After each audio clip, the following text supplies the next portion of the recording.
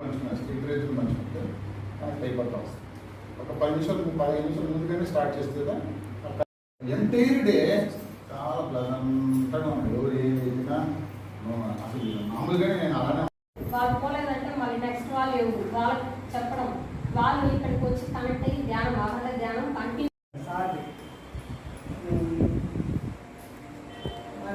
పిరమిడ్లో ఉండే వాళ్ళు ఎక్కువ మాట్లాడారు కానీ ఇక్కడికి వచ్చి మెడిటేషన్ చేసినప్పటి నుంచి స్టార్టింగ్ నుంచి 1 అవర్ అనేది కాకుండా కంటిన్యూగా 11 రోజులు కాకుండా ఇదే విధంగా కంటిన్యూ చేస్తే కొంచెం బాగుంది.